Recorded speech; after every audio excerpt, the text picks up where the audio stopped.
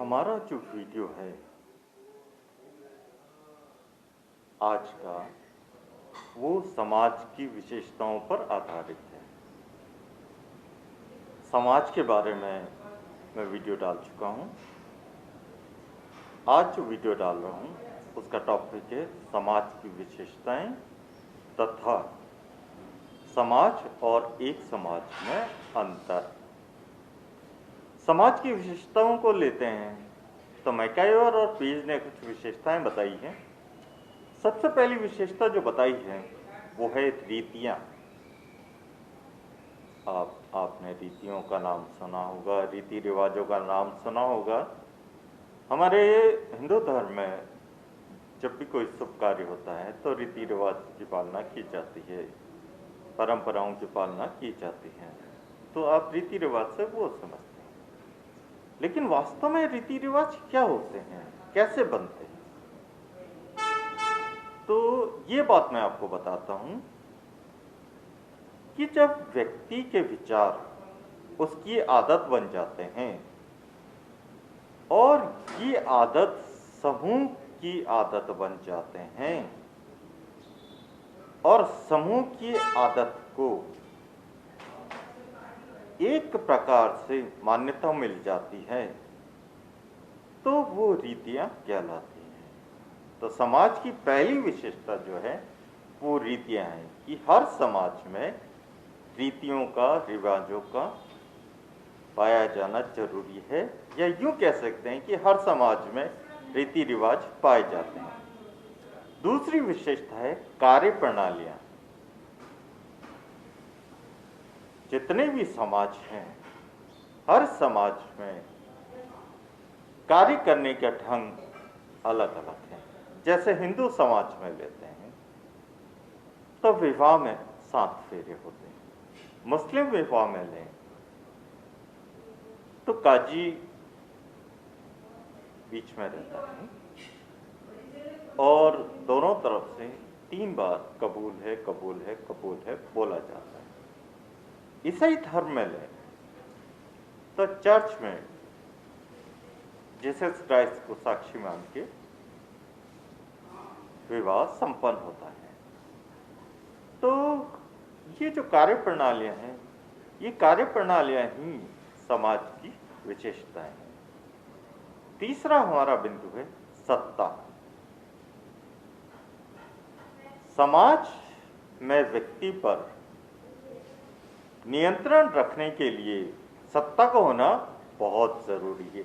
यदि सत्ता नहीं है तो व्यक्ति नियंत्रणहीन हो जाएगा, और जब व्यक्ति नियंत्रणहीन हो जाएगा तो वो सभ्य नहीं कहलाएगा, और जब वो सभ्य नहीं कहलाएगा तो व्यक्तियों का समूह जो है वो समाज नहीं कहलाएगा। तो व्यक्तियों पर नियंत्रण रखने के लिए सत्ता का होना बहुत जरूरी है।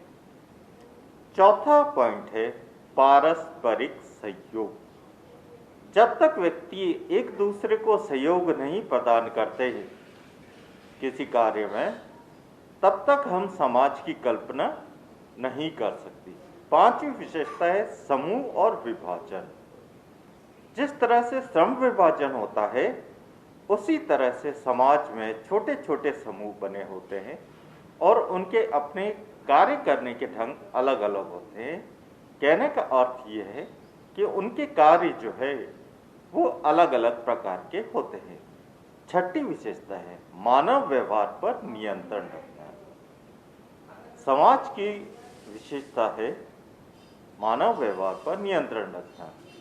जब तक मानव व्यवहार पर नियंत्रण नहीं होगा तब तक समाज की कल्पना करना व्यर्थ है, क्योंकि समाज सामाजिक संबंधों का जाल है और सामाजिक संबंध तभी बनते हैं जब एक दूसरे को सहयोग प्रदान करते हैं।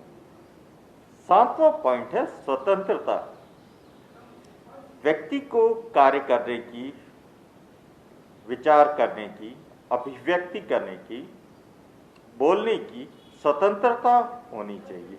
यदि स्वतंत्रता नहीं है तो समाज नहीं है। तो ये कुछ विशेषताएं थी समाज की।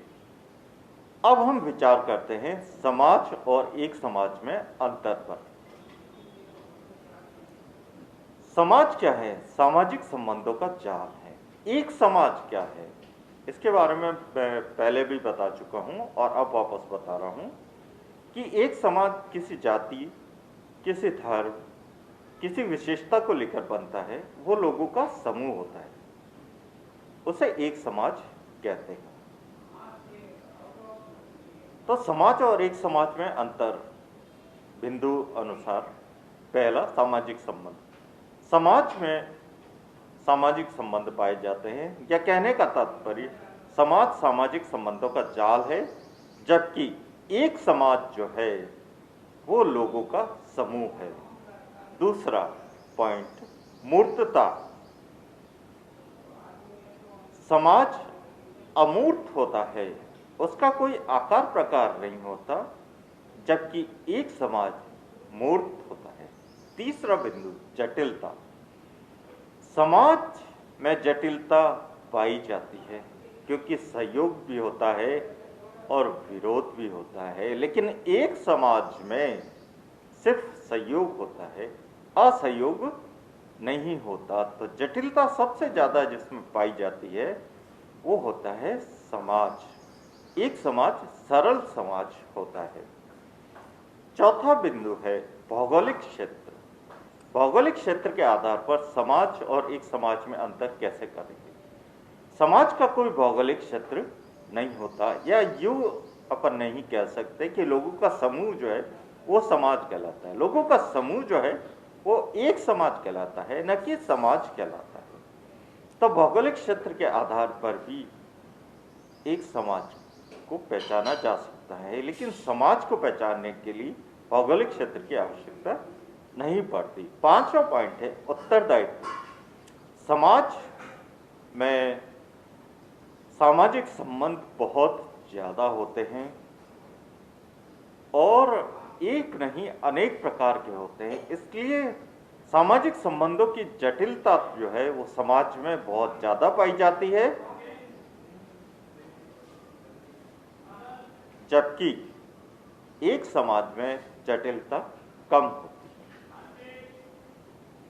पांचवा पॉइंट है उत्तरदायित्व।